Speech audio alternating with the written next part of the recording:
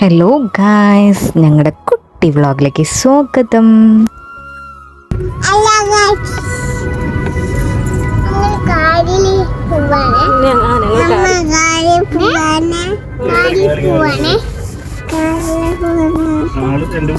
ഞങ്ങള് വരിക്കശ്ശേരി മന കാണാൻ പോവാ.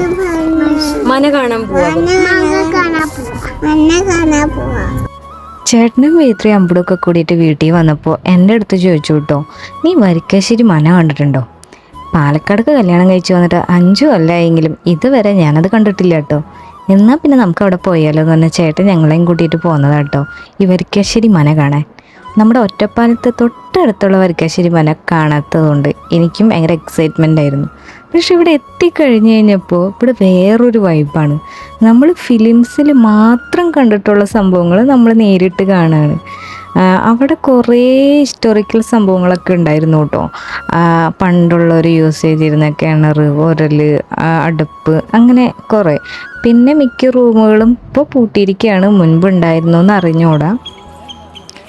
പിന്നെ ഇവിടെയൊക്കെ കണ്ടില്ലേ, നല്ല ഞാൻ ബാക്ക്ഗ്രൗണ്ട് മ്യൂസിക് ഓഫ് ചെയ്തിട്ടില്ല, കാരണം എന്ന് വെച്ചിട്ടുണ്ടെങ്കിൽ നല്ല രസമാണ് ആ കിളികളുടെ ഒച്ചയൊക്കെ കേൾക്കാൻ വേണ്ടിയിട്ട്. പിന്നെ ഇതൊക്കെ നമുക്ക് പ്രേതം ഫിലിമിൽ ജയസൂരി ഇരുന്ന അതേ സ്ഥലം പോലെ അത് ശരിക്കും അതിങ്ങനെ നമുക്ക് മനസ്സിൽ വരുന്നുണ്ട്. ഇതൊരു അമ്പലമാട്ടോ. ആക്ച്വലി അമ്പലം ഇപ്പം നട തുറന്നിട്ടില്ല. ഞങ്ങൾ വരുന്നേക്കാളും മുന്നേ തന്നെ ഞങ്ങൾ കണ്ടായിരുന്നു നട തുറക്കുന്നത്. പിന്നെ അതിൻ്റേതായ കുളവും ഉണ്ട് കേട്ടോ അവിടെ. അത് കുളം അടച്ചു വിട്ടിക്കാണ് അവർ, അപ്പം നമുക്ക് അങ്ങോട്ട് പോകാൻ പറ്റണില്ല.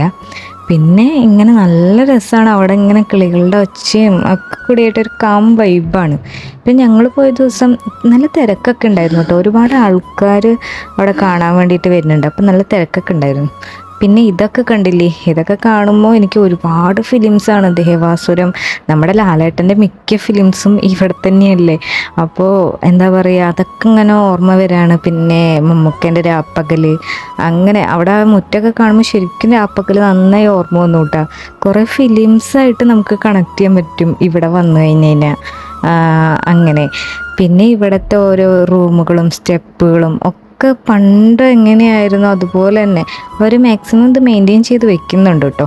ഇത് കണ്ടില്ലേ, കുട്ടികൾ അവനെയും കൊണ്ടിട്ട് പോവുകയാണ്, അല്ലാണ്ട് അവൻ കുട്ടികളെയും കൊണ്ട് പോവല്ല കേട്ടോ. അതിൻ്റെ മുകളിൽ നിന്നുള്ള വ്യൂ ആണ്. അത് നല്ല രസമുണ്ടായിരുന്നു.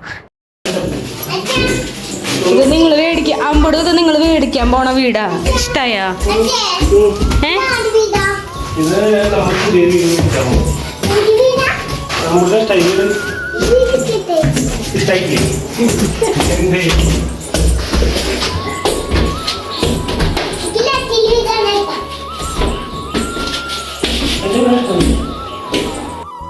ഭാഗ്യം അവൾക്ക് ആ വീട് ഇഷ്ടപ്പെട്ടില്ല കേട്ടോ, അല്ലെങ്കിൽ പിന്നെ ഇപ്പം അത് മേടിച്ചു കൊടുക്കേണ്ടി വന്നേനെ ഗൈസ്. അങ്ങനെ പിന്നെ ഇവിടുത്തെ റൂമുകളുടെയൊക്കെ വലുപ്പം കണ്ടോ. കുട്ടികൾക്ക് ഇത് കണ്ടപ്പോൾ ഭയങ്കര അർമാദമായിരുന്നു. എന്നൊക്കെ പറഞ്ഞിട്ട് ഒച്ചയിടുന്നുണ്ടായിരുന്നു, നല്ല എക്കോ അവിടെ നിന്ന് വരുന്നുണ്ടായിരുന്നു. പിന്നെ അതൊക്കെ കഴിഞ്ഞ് ഞങ്ങൾ മെല്ലെ അവിടെ നിന്ന് ഇറങ്ങി കേട്ടോ. പിന്നെ ഒരു ചായയൊക്കെ കുടിച്ച് അങ്ങനെ വീട്ടിലേക്ക് പോന്നു. അപ്പോൾ അത്രേ ഉള്ളൂ. Okay, by.